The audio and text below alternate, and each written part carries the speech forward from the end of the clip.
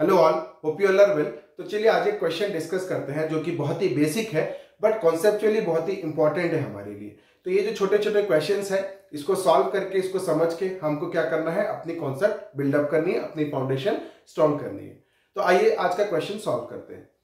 तो क्वेश्चन क्या दिया हुआ है देखिए, a battery of 9 volt is connected in series with resistors of 0.2 ohm, 0.3 ohm, 0.4 ohm, 0.5 ohm and 12 ohm respectively.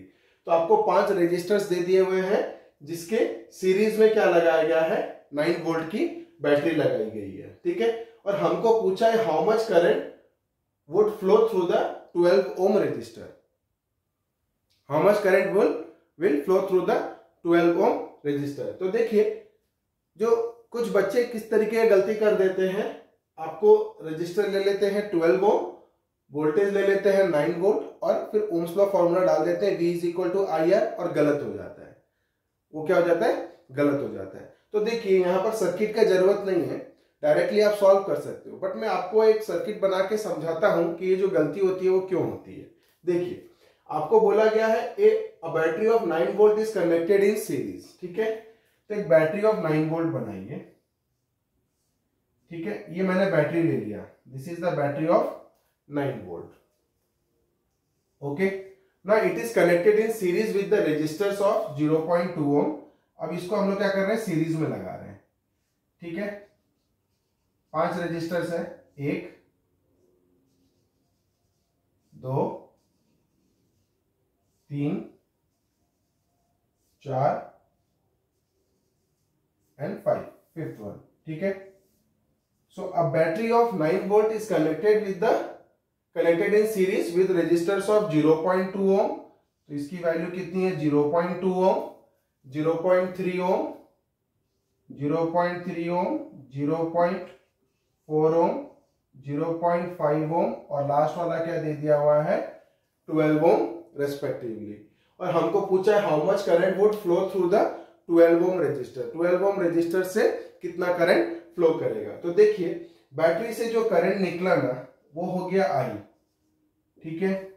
और ये सेम करंट सारे रजिस्टर से फ्लो होके वापस से इधर आ रहा है, ओके। तो ये जो करंट I है ना, तो इस क्वेश्चन को वो इस तरीके से भी पूछ सकता था कि what is the current flowing through 0.2 ohm, तभी भी आंसर सेम ही होता।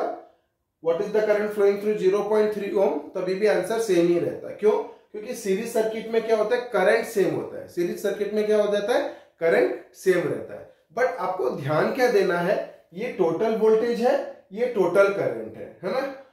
और ये जो टोटल करंट कैसे निकलेगा, जब आप क्या करोगे, ओम्स लॉ में इक्विवेलेंट रेजिस्टेंस लोगे, मतलब टोटल रेजिस्टेंस लोगे, टोटल वोल्टेज लोगे, तब जाके आपका टोटल करंट आएगा। अगर आप डायरेक्टली इस वोल्टेज को डिवाइडेड बाय 12 ओम कर देते हो, है ना, I = V/R करके निकालते हो, तो आपका क्या हो जाता है, गलत हो जाता है। क्योंकि आप सीरीज सर्किट में इस तरीके से नहीं निकाल सकते। हाँ, ये सिस्टम ऑफ रेजिस्टर्स अगर पैरेलल में लगे होते, ये सिस्टम ऑफ रेजिस्टर्स अगर पैरेलल में लगे होते, तब आप क्या कर सकते थे, इस वोल्टेज को इस रेजिस्टेंस से डिवाइड कर सकते थे। बट सीरीज सर्किट में आप नहीं कर सकते हो, ठीक है।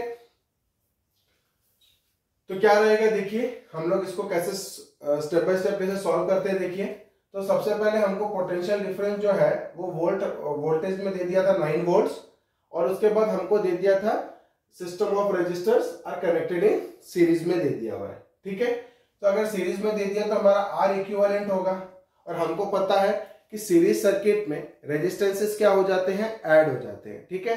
तो इक्विवेलेंट रेजिस्टेंस निकालना है तो आपको सारे रेजिस्टेंसेस को क्या करना है, ऐड करना है। तो यहाँ पे 5 रेजिस्टेंसेस है तो मैंने ऐड कर दिया, ठीक है। अब R इक्विवेलेंट कितना हो जाएगा, देखिए 0.2 प्लस 0.3 कितना हो जाता है, 0.5। 0.5 प्लस 0.5 कितना हो जाएगा, 1। 1 प्लस 0.4 कितना हो जाएगा, 1.4। और 12 प्लस 1.4 कितना हो जाएगा, 13.4, ओके। तो ये मेरा आ गया 13.4 ओम्स। R इक्विवेलेंट आ गया मेरा 13.4 ओम्स। अब हम लोग क्या करेंगे, यूजिंग ओम्स लॉ हमको पता है V = IR, which implies I की वैल्यू कितनी हो जाएगी, V/R, ठीक है, V बाई आर इक्विवेलेंट। अब हम लोग क्या करेंगे, I का वैल्यू निकालेंगे जो हमको पूछा था, how much current would flow through the 12 ohm resistor. 12 ohm resistor से सेम करंट फ्लो होने वाला है जो हम निकाल रहे हैं टोटल करंट। तो कितना हो जाएगा, I is equal to V by R equivalent. V की वैल्यू कितनी है 9 और R इक्विवेलेंट कितना है 13.4। 13.4। अब इस पॉइंट को मैं हटाऊंगा तो कितना हो जाएगा 90 डिवाइडेड बाई 134। अब आप इसको थोड़ा सा छोटा कर दीजिए तो 245 जा 90, इसको कट करेंगे तो कितना हो जाएगा 2 6 जा 12, 2 7 जा 14। 45 डिवाइडेड बाई 67 एम्पियर। अगर हम लोग इसको डिवाइड करते हैं तो देखिए कितना आता है, हमको डिवाइड करना है 45 डिवाइडेड बाई 67। तो पहले ही ये छोटा है तो क्या हो जाएगा, इधर एक जीरो आ जाएगा तो हम लोग डेसिमल प्लेस ले लेंगे। ठीक है, अब हम लोग चलते हैं 67 इंटू 6 कितना हो जाता है, 6 7 जा 42, 2 4, 6 6 जा 36, 36 प्लस 4 कितना हो गया 40, 402। और एक 67 लेंगे तो इससे बड़ा हो जाएगा, तो 67 इंटू 6 कितना हो जाएगा 402। 10 से 2 गया 8, 4 से 0 गया 4 और ये कट गया और यहाँ कितना आ गया अपने को 480। ठीक है, अब 67 इंटू 7 लीजिए, 67 इंटू 7, 7 7 जा 49, 9 4, 7 6 जा 42, 42 प्लस 4 कितना हो जा रहा है 46। ठीक है, तो यहाँ पर 7 लेंगे तो कितना हो जाएगा 469। तो 0.67 एम्पियर। एक बार आप डिजिट निकाल के देख लीजिए, 10 से 9 जाएगा कितना हो जाएगा 1 और यहाँ 7 से 6 जाएगा तो कितना हो जाएगा 1। ठीक है, 110। तो 67 इंटू 2 ज्यादा हो जाएगा, 67 इंटू 2, 2 7 जा 14, 4 1, 2 6 जा 12, 13 ज्यादा हो जा रहा है, मतलब थर्ड डिजिट 5 से कम आ रहा है, तो हमारा 2 डेसिमल प्लेसेस में कितना हो जाएगा 0.67। तो इसका आंसर कितना आ रहा है 0.67 एम्पियर। तो इसका मतलब मेरे को क्या पता चला कि 0.67 एम्पियर सिर्फ 12 ओम रजिस्टर में ही नहीं जा रहा है, the same current is passing through all the resistors. तो आज के वीडियो में इतना ही। बने रहिए मेरे साथ मेरे आगे वीडियोस के लिए, जहां पे और कुछ इंटरेस्टिंग क्वेश्चंस आपके लिए लेके आएंगे और आपकी अंडरस्टैंडिंग उस पर क्लियर करेंगे। तो अभी के लिए इतना ही, थैंक यू।